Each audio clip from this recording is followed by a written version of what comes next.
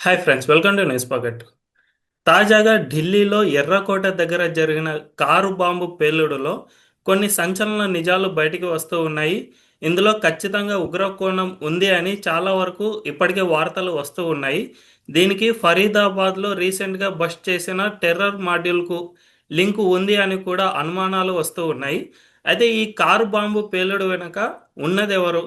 దీని వెనుక పాకిస్తాన్ ఏమైనా ఉందా?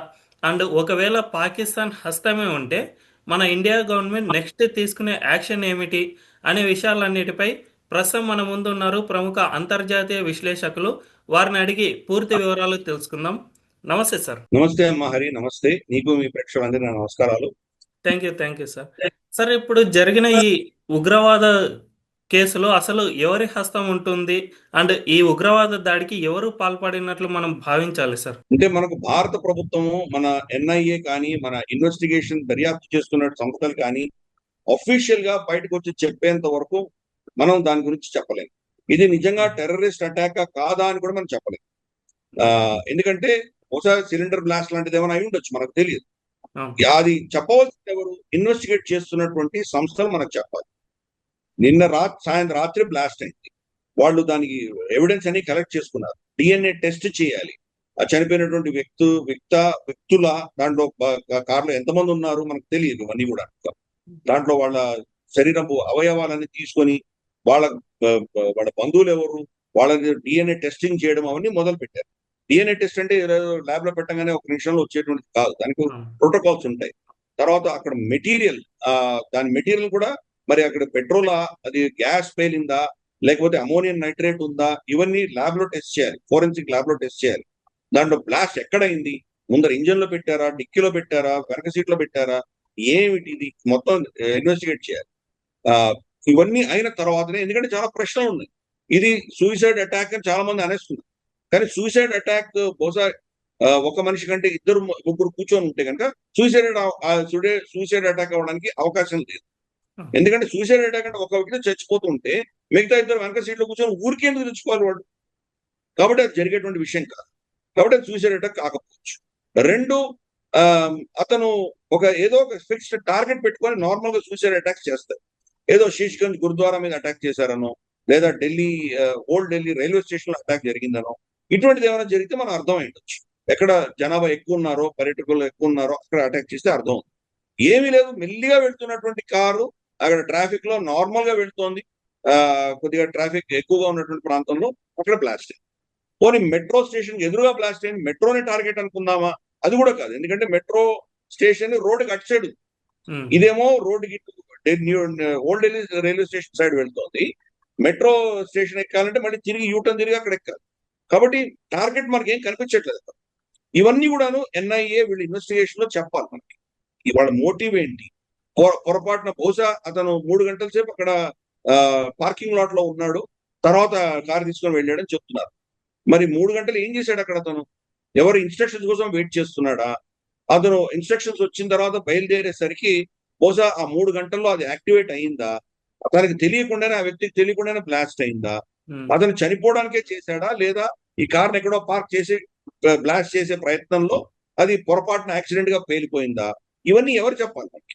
ఇన్వెస్టిగేషన్ జరుగుతుంది, ఇంకా 24 గంటలు అవ్వలేదు. కాబట్టి దాని తొందరగా మనం దీన్ని టెర్రరిస్ట్ అటాక్ అనో ఇవన్నీ చెప్పడానికి వీల్లేదు. కానీ దీనికంటే ముందరే, కొన్ని గంటల ముందర, ఒక రోజు ముందర మనం పెద్ద అరెస్ట్లు చేసింది మన ఇన్వెస్టిగేషన్ ఏజెన్సీ చేశాయి. ఈ కాశ్మీర్ సంబంధించిన కొంతమంది డాక్టర్లను అరెస్ట్ చేశారు.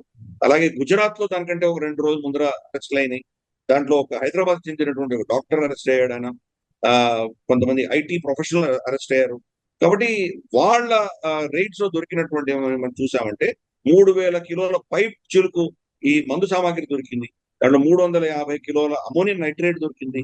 2,900 కిలోల ఇతరత్ర మందు సామాగ్రి దొరికాయి. సో ఇవన్నీ మనం చూసాం.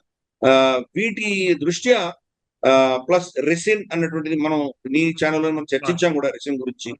కాబట్టి ఈ ఇటువంటి ఒక టెర్రర్ యాంగిల్ అంతా కూడాను ఒకటేసారి ఇంత పెద్ద స్థాయిలో మన దేశం మీద దాడి జరగడానికి ప్లాన్ ఎవరు చేస్తున్నారు? దీని వెనకాల ఎవరు, దీని ప్రేరణ, దీనికి ప్లానింగ్, దీనికి మొత్తం అంతా ఎవరు చేస్తున్నారు? దీని మీద ఇన్వెస్టిగేట్ చేయవలసిన ఆవశ్యకత ఉంది మనకి. మనం ఆ రోజు చర్చించిన దాంట్లో అయితే కనుక అది ISKP అన్నాం, Islamic state of Khorasan province అని దాని గురించి చర్చించుకున్నాం. ఇప్పుడు నిన్న అరెస్ట్ అయినటువంటి వాళ్ళందరూ కూడాను వాళ్ళు కొంతమంది జైషే మహమ్మద్ సంబంధించిన వాళ్ళు అంటున్నారు, కొంతమంది మనకు గజ్వతుల్ హిందుస్థాన్ అని చెప్పేసి ఒక కొత్త ఆర్గనైజేషన్ దానికి సంబంధించిన వాళ్ళు అంటున్నారు. గజ్వతుల్ హిందుస్థాన్ అనేది కాశ్మీర్ లో తయారైనటువంటి సంస్థ. కాశ్మీరీ ఓకే. ముస్లిం చేశాడు అంటే పాకిస్తాన్ సంబంధం లేదు అని పాకిస్తాన్ చేతులు పేసుకోవచ్చు. మీ దేశంలో పుట్టింది మీరు చేస్తున్నారు.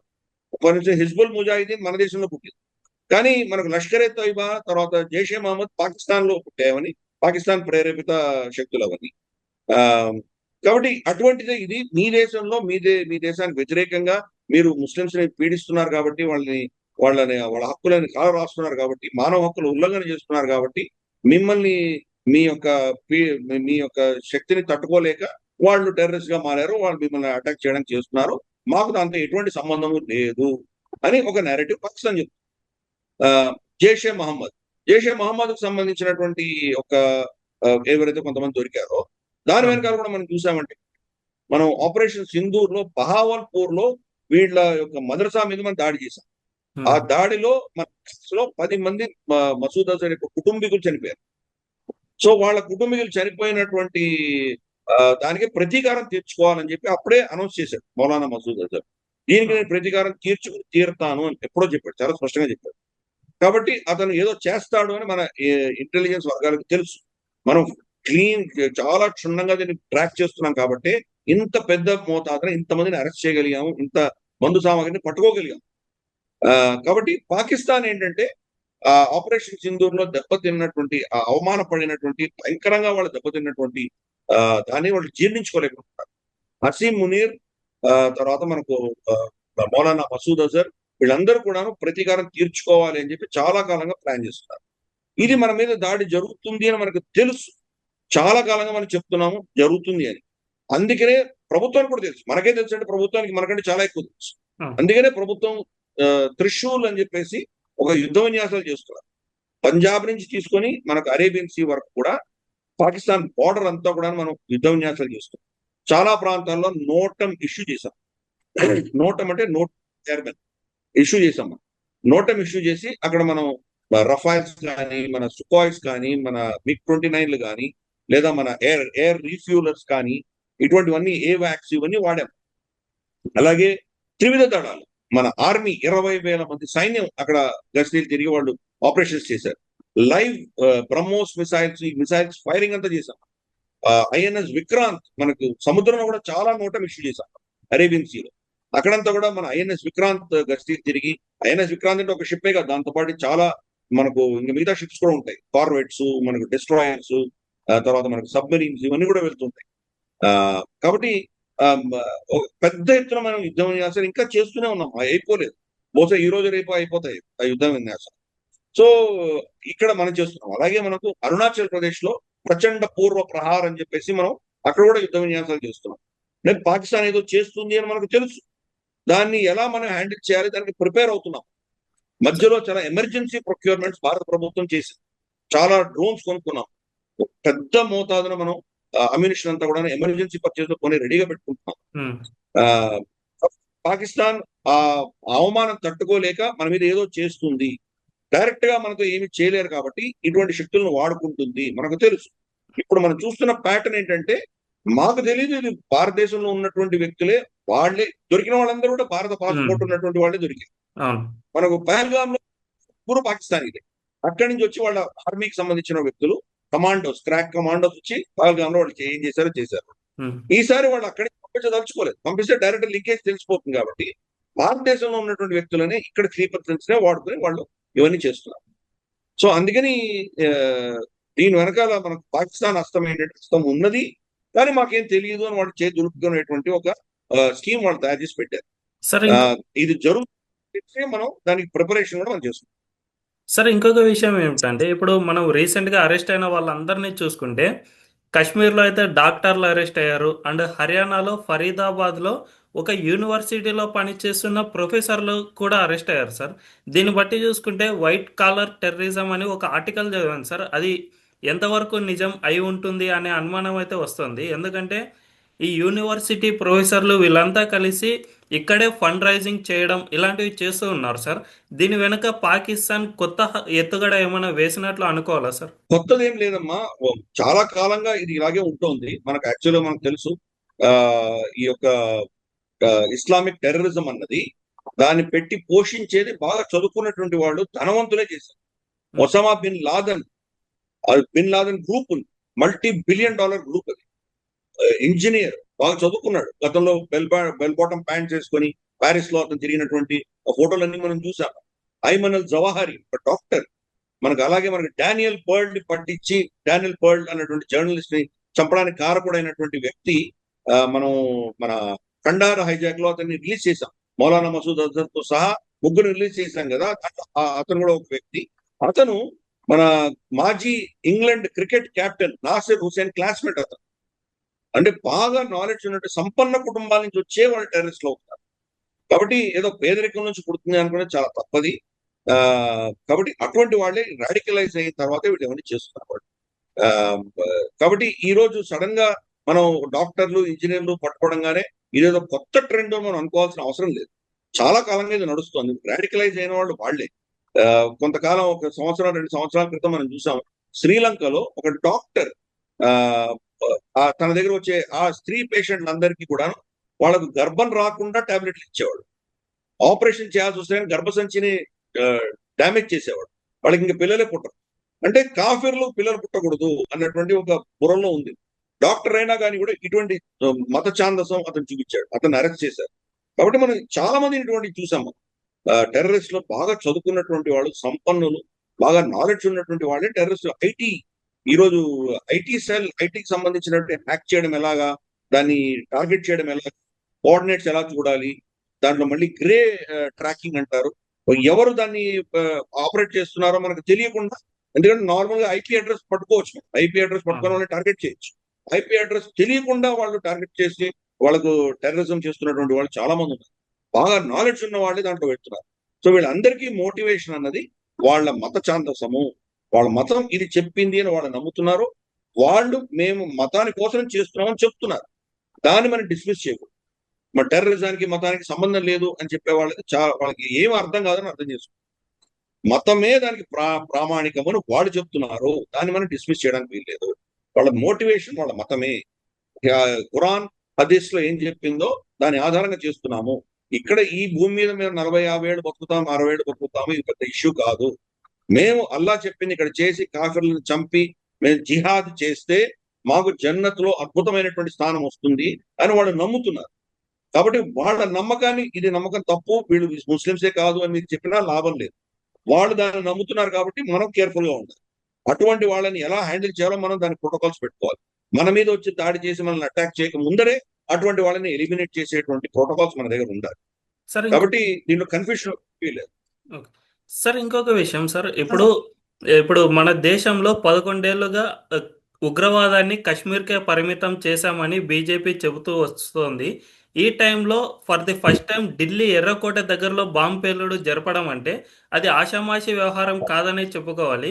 ఇది మోదీ గవర్నమెంట్ను టోపుల్ చేయడానికి ఏమైనా ట్రై చేసినట్టు మనం భావించాలా? ఎందుకంటే 2019లో పుల్వామా అటాక్ సరిగ్గా ఇదే విధంగానే చేశారు సార్, గవర్నమెంట్ను డీస్టెబిలైజ్ చేయడానికని.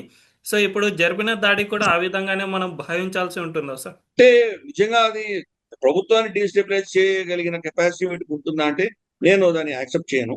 ఎందుకంటే మన దేశంలో ఇటువంటి ఘటన జరిగిందంటే కనుక ఇంక్లూడింగ్ ముస్లిమ్స్ ప్రభుత్వాన్ని సపోర్ట్ చేయక తప్పదు. వాళ్ళకి ఇష్టం ఉన్నా లేకపోయినా కానీ మేము ప్రభుత్వం వెనకాలే ఉన్నాము, ఇటువంటి ఉగ్రదాడులను ఆపాలి. కోసం మోదీని 4 తిట్టినా కానీ మీరు ఫెయిల్ అయ్యారు, మీ ఇంటెలిజెన్స్ ఫెయిల్ అయింది, మీ పోలీస్ ఫెయిల్ అయ్యారు, ఏం చేస్తున్నారు, పాకిస్తాన్ ఎందుకు మీరు శిక్షించట్లేదు, ఇటువంటివి ఏమైనా అన్నా కానీ కూడా ఎవరు కూడాను ఈ ఉగ్రవాదం వల్ల మన సమాజం చీలిపోతుందని ఎవరు అనలేరు. సమాజం అందరూ కలుస్తారు. హిందువులు, ముస్లిం అందరూ కలిసి మన దేశం మీద జరిగినటువంటి దాడిగా భావించి మనం పాకిస్తాన్ వ్యతిరేకంగా మనం ఏం చేసినా దాన్ని సంతోషిస్తాం. సరే, పాలిటిక్స్ జరిగేటువంటి రాహుల్ గాంధీ లాంటి వాళ్ళు ఏం కామెంట్ చేస్తారో మనకు తెలుసు. అది ఒక ఎత్తు అయినా కానీ కూడా ప్రజలు అందరూ ఒక తాటికి వచ్చేటువంటి అవకాశాలు ఎక్కువ ఉన్నాయి. కాబట్టి ప్రభుత్వానికి పెద్ద దానివల్ల ఏమి ఇంపాక్ట్ పడుతుంది అనుకోను. కానీ 56 ఇంచుల చెస్ట్ ఉన్నటువంటి ఛాతీ ఉన్నటువంటి మోదీ మేము దెబ్బ కొట్టాను చూడు అని చెప్పి ఆయనని కించపరిచే దిశగా ఇటువంటి ప్రయత్నాలు చేస్తారు. ప్లస్ ఇందాక నేను చెప్పినట్టు ఆపరేషన్ సింధూర్ లో అవమానపడ్డందుకు, భంగపడ్డందుకు ఆ అవమానానికి ప్రతీకారం తీర్చుకోవడానికి ఏదో ప్రయత్నం చేసి తీరుతారు. పాకిస్తాన్ అన్న దేశం అది ఉన్నంత వరకు హిందువులు భారతీయుల పట్ల, భారతదేశం పట్ల వాళ్ళు ఒక విధమైనటువంటి ఏదో దాడి చేయాలి, అది చేసి మేము వాళ్ళ మీద ఏదో ఒక విధమైనటువంటి అస్థిరత తీసుకురాకపోతే పాకిస్తాన్ అన్న దేశం ఉండదు అన్నటువంటి ఒక నెరేటివ్ ఆ దేశంలో ఉంది. కాబట్టి మీరు ఏం చేసినా కానీ వాళ్ళు మన మీద దాడి చేసి తీరుతారు. చావ చితక కొట్టి వాళ్ళని 71 1971 లో అంతా ఓడించాము. మళ్ళీ వాళ్ళు టెర్రరిజం మొదలుపెట్టారు. కాబట్టి వాళ్ళని ఏం చేసినా టెర్రరిజం అక్కడి నుంచి వస్తూనే ఉంటుంది. పాకిస్తాన్ అన్న దేశం ఉన్నంత వరకు మన దేశంలో టెర్రరిజం తప్పించుకోలేము. ఈ విషయం అర్థం చేసుకోవాలి. వాళ్ళకు కూడా, సైన్యానికి కూడా భారతదేశం మమ్మల్ని ఓడిస్తుంది, మమ్మల్ని చంపేస్తుంది, ముస్లింలను చంపేస్తుంది, పాకిస్తాన్ కబ్జా చేసుకుంటుంది, వీళ్ళు అఖండ భారతం గురించి ఆలోచన చేస్తున్నారు, ఇటువంటి నెరేటివ్ వాళ్ళ దేశంలో కూడా భయంకరంగా జరుగుతుంది, వెళ్తుంది. అందుకని అటువంటి భారతదేశాన్ని మేము కంట్రోల్ చేయాలంటే మాకు ఫండింగ్ ఉండాలి, మాకు బడ్జెట్ ఉండాలి అని చెప్పి వాళ్ళ ప్రజలకు ఆహారం లేకపోయినా, తినడానికి తిండి లేకపోయినా, తాగడానికి నీళ్లు లేకపోయినా ఫండింగ్ మొత్తం ఆర్మీకి వెళ్తుంది. ఆ పైసలతోటి వాళ్ళ ఆర్మీ ఆఫీసర్లు అందరూ కూడాను బిలియనర్స్ అయిపోయారు. ఈ రోజు వాళ్ళ మాజీ సైన్యాధ్యక్షుడు ఎవరైనా ఒక్కరైనా ఈరోజు పాకిస్తాన్ లో ఉంటున్నారా? ఎవరూ లేరు. చనిపోయి సమాధిలో గోడిలో అయినా ఉంటారు, లేదా టాస్మేనియానో, కెనడానో, యూకేనో ఎక్కడో వెళ్ళి దుబాయ్లోనో సెటిల్ అయిపోతారు. అంటే ఈ ఉన్నంత కాలం భారతదేశం మాకు శత్రువు, భారతదేశం చంపాలి, కాఫీలను చంపాలి అని ఒక నేరేటివ్ తీసుకొచ్చి మన మీద ఏదో ఒక కవ్వింపు చర్య చేసి దానివల్ల బడ్జెట్ తీసుకొని IMF లోన్లు, అమెరికా లోన్లు, యూరోప్ లోను, సౌదీ అరేబియా అప్పులను తెచ్చుకొని వాళ్ళ వ్యక్తిగతమైనటువంటి ప్యాలెస్లు కట్టుకొని వ్యక్తిగతమైనటువంటి సంపద పెంచుకునే దిశగానే వాళ్ళు పనిచేస్తున్నారు. ఆ సిస్టమ్ ఉన్నంత వరకు మనకి ఇది తప్పవు. పాకిస్తాన్ అనే దేశం ఉన్నంత వరకు మనకు తప్పు. మోదీ గారి ప్రభుత్వం వచ్చిన తర్వాత కూడా మనం ఆ దాడులు ఏవైతే ఉన్నాయో ఆ దాడులన్నింటిని కూడా మనం చాలా కేర్ఫుల్ గా మనం హ్యాండిల్ చేస్తున్నాము. ఆ దేశంలో మనం వెళ్ళి కొడుతున్నాము, అజ్ఞాత్ బందూకుదారులు వెళ్ళి అక్కడ మనకు వ్యతిరేకమైన శక్తులను చంపుతున్నాం. కానీ వాళ్లకు ప్రేరణ ఇస్తూ, వాళ్ళకు మోటివేషన్ ఇస్తూ, వాళ్ళని పంపిస్తున్నటువంటి వ్యక్తులను టచ్ చేయట్లేదు. ఖాలిస్తానీ టెర్రరిస్టులని, మనం కాశ్మీరీ టెర్రరిస్టులని చంపుతున్నాం, కానీ వీళ్ళ వెనకాల ఉన్నటువంటి ISI ఆఫీసర్లు ఎవరిని చంపలేదు. మనం పాకిస్తాన్ని మనం ముట్టలేదు. వాళ్లకు, వాళ్ళ కుటుంబము, వాళ్ళ ప్రాణానికి వాళ్ళకు ప్రశ్న పుట్టినప్పుడు మేము బతుకుంటామా ఉంటామా తెలియదు అన్నటువంటి భయం వాళ్ళలో వచ్చిన రోజే దీన్ని కంట్రోల్ చేయగలం. వాళ్ళలో ఆ భయం లేనంత వరకు మనం ఏమీ చేయలేం. కాబట్టి మనది ఒక డిఫెన్సివ్ అప్రోచ్. మన దేశం ఎన్ని బాలకోట్లు చేసినా, మనం ఎన్ని ఆపరేషన్ సింధూర్లు చేసినా వాళ్ళు తిరిగి వస్తారు. పాకిస్తాన్ అన్న దేశం సర్వనాశనం చేస్తే కానీ మనకు రాబోయే రోజుల్లో ముందు మనకు సెక్యూరిటీ ఉండదు, భద్రత ఉండదు. ఎంత వాళ్ళని శక్తిహీనులు చేసినా కానీ కూడా మళ్ళీ ఎప్పుడో లేచి వాడు కొడతాడు. వాడి అప్రోచ్ ఎలా ఉంటుంది? నేను గుడ్డివాడు అయిపోయినా పర్వాలేదు, భారతదేశానికి ఒక కన్ను దెబ్బ తగిలితే చాలా, నా కాళ్ళు చేతులు రెండు అయినా పర్వాలేదు, భారతదేశానికి ఒక్క వేలు ఇరిగిందంటే నేను చాలా సంతోషిస్తాను. అటువంటి భావజాలం ఉన్నటువంటి దేశం. ప్రతి దేశానికి ఒక సైన్యం ఉంటుంది. పాకిస్తానీ సైన్యానికి ఒక దేశం, ఆ దేశం సైన్యాన్ని పోషించడానికే వాళ్ళు మొత్తం సంపాదించాలి, ఇవ్వాలి వాడు. కాబట్టి అటువంటి దేశం ఉన్నంత వరకు మనకు సురక్షితంగా మనం ఉండలేము. ఆ దేశం నాశనం అయితేనే మనం సేఫ్ గా ఉంటాం. సార్, ఇంకొక విషయం సార్, ఇప్పుడు మనం ఆపరేషన్ సింధూర్ను పూర్తిగా అయితే స్టాప్ చేయలేదు, జస్ట్ రెజ్యూమ్ చేశామని మాత్రమే మన ఆర్మీ ప్రకటించింది. అండ్ ప్రభుత్వంలో ఉన్న వాళ్ళు కూడా ఇదే ప్రకటించారు. రీసెంట్గా ఈ దాడి జరిగిన వెంటనే ఎవరిని నేను వదిలిపెట్టాను అని మోదీ స్పష్టమైన ప్రకటన చేశారు సార్. దీన్ని బట్టి చూసుకుంటే ఆపరేషన్ సింధూర్ 2.0 ఏమైనా స్టార్ట్ అయ్యే అవకాశాలు ఉన్నాయా? ఒకవేళ స్టార్ట్ అయితే పాకిస్తాన్ మనం ఏ విధంగా దెబ్బ కొట్టే అవకాశం ఉంది సార్? అంటే ఆపరేషన్ 1.0 ఆగితే కదా ఆపరేషన్ 2.0 రావాలి. ఓకే, ఆపరేషన్ 1.0 కూడా మనం ఆపలేదు, ఇంతవరకు పాజ్ చేసామన్నాం. ప్లస్ మోదీ గారు చాలా స్పష్టంగా చెప్పారు, ఈసారి మా దేశంలో టెర్రరిస్ట్ అటాక్ జరిగితే ఇదేదో ఒక టెర్రరిస్ట్ జైషే మహమ్మద్నో, లష్కర్ తోయబా చేశారనో వాళ్ళని కొట్టడమో చేయం. మేము డైరెక్ట్ గా పాకిస్తాన్ సైన్యాన్ని కొడతామని చెప్పాం. పాకిస్తాన్ సైన్యానికి ఆ టెర్రరిస్ట్ కి మధ్యలో తేడా చూడము అని మోదీ గారు చాలా స్పష్టంగా చెప్పారు. పాస్ చేశాము, మళ్ళీ కొడతామని చెప్పారు. కాబట్టి దాంట్లో మనకి ఎటువంటి డౌట్ ఉండవలసిన అవసరం లేదు. తర్వాత మధ్యలో వచ్చినటువంటి స్టేట్మెంట్స్, మన ఆర్మీ చీఫ్ కానీ, మన ఎయిర్ ఫోర్స్ చీఫ్ కానీ, రాజ్నాథ్ సింగ్ గారు కానీ వీళ్ళు ఇచ్చిన స్టేట్మెంట్స్ చూసామంటే, రాజ్నాథ్ సింగ్ గారు రీసెంట్ గా ఏం చెప్పారు? ఈసారి కనుక మీరు సర్ క్రీక్ ప్రాంతంలో కానీ ఇటువంటి ఏమైనా ఆ, దుశ్చర్యలు చేస్తే మీ మీ చరిత్ర, మీ జాగ్రఫీ రెండు మారిపోతాయని. ఎగ్జాక్ట్. అసలు ఐఎన్ఎస్ విక్రాంత్ మీద వెళ్ళి ఆయన ఏం చెప్పారంటే, ఆపరేషన్ సింధూర్ లో మీరు నేవీ పార్టిసిపేట్ చేయలేదు, మీకు మేము పర్మిషన్ ఇవ్వలేదు, అప్పుడు ఈసారి ఈ మీతోటే మొదలవుతుంది అని కూడా చెప్పారు. ఓకే. సో ఈ త్రిశూల్ ఎక్సర్సైజ్ అనేవి ఇవన్నీ చూసామంటే మనం పాకిస్తాన్ తప్పకుండా పనిష్ చేసి తీరుతాం. అది ఏ దృష్టిలో ఉంటుంది, ఏ విధంగా ఉంటుంది అన్నది భారత ప్రభుత్వము, సైన్యం నిర్ణయిస్తుంది. కానీ పాకిస్తాన్ తప్పించుకోలేదు. అందుకనే వాళ్ళు ఏం చేస్తున్నారంటే, పాకిస్తాన్కి సంబంధం లేదు, మీ దేశంలో వ్యక్తులే, మీ దేశంలో ఉన్నటువంటి ఆర్గనైజేషన్స్ చేస్తున్నాయి అని చెప్పే దిశగా వాళ్ళ చేతికి మట్టి అంటకుండా ఇవన్నీ చేస్తున్నారు వాళ్ళు. ఇది అర్థం చేసుకోవాలి. కానీ ఆ లింకేజ్ మనం ఎస్టాబ్లిష్ చేసిన రోజు పాకిస్తాన్ మాత్రం మన మన మన అటాక్ నుంచి తప్పించుకోలేదు. సార్ ఇంకో విషయం సార్, ఒకవేళ ఈ యుద్ధమే కనుక మళ్ళీ స్టార్ట్ అయితే మన ఇండియాకు కొన్ని కీలకమైన ప్రాంతాలు ఉన్నాయి కదా సార్, వ్యూహాత్మకంగా చిన్న చిన్న గ్రామాలు, వాటిని ఏమైనా తిరిగి తీసుకునే అవకాశం ఏమైనా ఉండొచ్చా సార్? అంటే ఒకసారి యుద్ధం అంటూ జరిగితే ఏమేమి అవుతాయో మనం చెప్పలేం. దానివల్ల ఎటువంటి పరిణామాలు వస్తాయో మనం చెప్పలేం. ఒక విషయం గుర్తుపెట్టుకోవాలి, వాళ్ళు న్యూక్లియర్ పవర్ దేశం, దాన్ని మనం డిస్మిస్ చేయడానికి వీల్లేదు.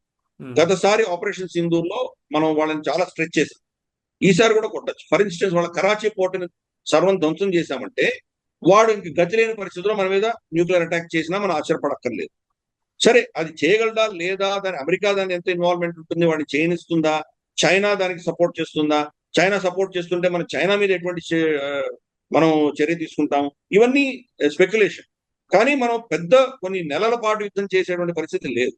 వాడు న్యూక్లియర్ శక్తి కాబట్టి తొందరగా వాడిని శిక్షించాలో శిక్షించి మనం ఆపేస్తాం. కాబట్టి ఆ సమయంలో బహుశా మనం బౌండరీని మారుస్తామా లేదా అనేది పెద్ద ప్రశ్న. నిజంగా మనం వెనక కొన్ని తీసుకుంటే కనుక దానివల్ల మనకు లాభమా నష్టమా అని నిర్ణయించుకోవాలి. కంప్లీట్ గా రాడికలైజ్ అయిపోయినటువంటి వ్యక్తులని మనం వెనక్కి తీసుకుంటే దానివల్ల మన దేశానికి ఎంత నష్టమో మనకు తెలుసు. కాబట్టి తీసుకోకపోవచ్చు కూడా. మనకు బాలాకోట్లో జరిగింది ఏమైంది, అభినందన్ ఆయన పారాషూట్ లో ల్యాండ్ అవుతే కనుక అక్కడ ప్రజలు వాళ్ళు కోర్స్ పోలీస్ చేతిలో ఆయన దొరికిపోయారు కాబట్టి ఆయన బతికిపోయాడు. ఈయన షూట్ డౌన్ చేసిన F-16 పైలట్ అక్కడే పడ్డాడు, కొన్ని 100 మీటర్ల దూరంలో ఆయన పడ్డాడు. F-16 పైలట్ పడిపోయాడు. ఇతను భారతీయ పైలట్ అనుకుని అక్కడ ప్రజలు అతన్ని రాళ్లతో కొట్టి చంపారు. ఎవరది? POJKలో ఏ ప్రాంతం మనది అంటున్నామో మనము, వాడు భారతీయులు అని మనం అంటున్నామో వాళ్లే భారతీయ పైలట్ అని వాళ్ళు చంపారు. మరి అటువంటి వాళ్ళని మనం వెనక్కి తీసుకోవాలా? కాబట్టి ఈ ప్రశ్నలు పుడతాయి మనకి. అందుకని తొందరపడి మనం చెయ్యం. పాకిస్తాన్ కొలాప్స్ అయిపోయినప్పుడు గతి లేని పరిస్థితుల్లో కొన్ని ప్రాంతాలు మనం తీసుకోవాల్సి వస్తుంది. దాన్ని కూడా డీరాడికలైజ్ అయ్యేంత వరకు కూడా మనం వాడు ఫ్రీగా మన దేశంలో రావడానికి పర్మిషన్ ఇవ్వం మనం. ఇటువంటి కొన్ని ప్రోటోకాల్స్ ఉంటాయి. పైపెచ్చు చైనా దాన్ని కబ్జా చేసుకునే ప్రయత్నం చేసినప్పుడే మనం వెళ్తాము. అంతవరకు మనం దాన్ని పట్టించుకోం. ఆ చెత్త మనకు అక్కర్లేదు. ఇప్పుడు ఆల్రెడీ మనం 4th లార్జెస్ట్ ఎకానమీగా ఉంటాం. $10 ట్రిలియన్ ఎకానమీగా ఎదిగే దానికి మనం ఫోకస్ పెట్టాలి. ఈ అంశాల్లో అంతా మనం ఇరుక్కొని దానివల్ల బాధపడకూడదు. అందుకని మన ఫోకస్ మన పురోగతి, మన ఎకానమీ మీద ఉండాలి. ఇటువంటి చర్యలు చేసినప్పుడు వాళ్ళని తొందరగా కొద్ది రోజుల్లోనే వాళ్ళని చితకబాది మళ్ళీ దాని గురించి ఆలోచించడానికి భయపడే దిశగా వాడిని శిక్షించి వచ్చేస్తాము. పెద్ద యుద్ధం చేయము, మన పెద్ద టెరిటరీ మనం వెనక్కి తీసుకోవడం కూడా మనం చెయ్యం, ఇప్పటిప్పుడు చెయ్యం. Thank you so much sir. ఈ విషయం గురించి పూర్తి అవగాహన కల్పించినందుకు ధన్యవాదాలు సార్. నమస్తే.